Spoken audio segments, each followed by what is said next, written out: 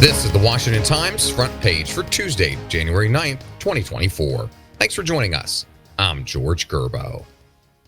The furor over the undisclosed illness and hospitalization of Defense Secretary Lloyd Austin shows no signs of subsiding as the White House has announced plans for a review of the incident. Mike Glenn and Mallory Wilson report the typically publicity-shy Austin has upset the White House, faced bipartisan criticism on Capitol Hill, and sparked a formal protest from the Pentagon's press corps for failing to reveal his lengthy hospital stay. Deputy Secretary of Defense Kathleen Hicks, the effective acting Secretary of Defense for 2 days last week, didn't know that her boss was in intensive care at Walter Reed National Military Medical Center in Bethesda, Maryland, after suffering complications from an undisclosed elective medical procedure. The White House said the administration will review what rules or procedures were violated to keep Austin's medical problems a secret. Austin said he accepted responsibility for the breakdown, but that's done little to quell the controversy. Analysts say the surge in political violence, threats, and attacks is a bipartisan phenomenon. Jeff Murdoch reports those who study the issue say both parties of America's increasingly hostile politics have plenty of culpability. Last year, at least 250 people were criminally charged in connection with political violence, according to Justice Department data. Roughly 40 people were killed in incidents linked to politics, according to a separate study by Reuters. Pope Francis has called for an international ban on surrogacy, calling the practice deplorable. In a foreign policy address to diplomats from the Vatican, religion reporter Mark Kellner reports the Pope said surrogacy represents a grave violation of the dignity of the woman and the child based on the exploitation of situations of the mother's material needs, adding, "A child is always a gift and never the basis of a commercial contract." Surrogacy involves either the artificial insemination of a gestational mother or the implantation of fertilized eggs in a woman who agrees to be the carrier.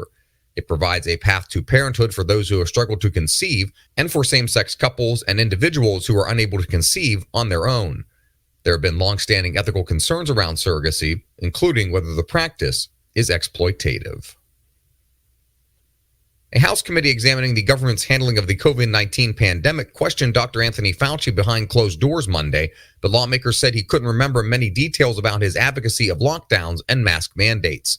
Susan Ferricchio and Mallory Wilson report Ohio Republican and committee chair Brad Wenstrup said Fauci drew a blank on many of the details lawmakers sought. Wenstrup did not offer greater detail about Fauci's responses, but said the committee plans to question him further. It was Fauci's first appearance in the House since he retired from public office a year ago, and the first of 2 days he'll spend with the House Select Committee on the coronavirus pandemic. As chief medical advisor and head of the National Institute of Allergy and Infectious Diseases, he led the pandemic response under Presidents Trump and Biden. And finally, MIT President Sally Kornbluth is the last standing of the 3 university presidents who gave disastrous testimony at a December 5th House hearing on campus anti-Semitism. Valerie Richardson reports the university's governing body has stood behind her despite some flare-ups on campus, including a donor revolt led by Jewish alumni and the abrupt resignation of a noted computer scientist over anti-Semitism. Kornbluth herself is Jewish and regarded as a longtime supporter of the Jewish community, including the campus group Hillel. She also has the backing of the MIT Alumni Association Board of Directors and dozens of department heads.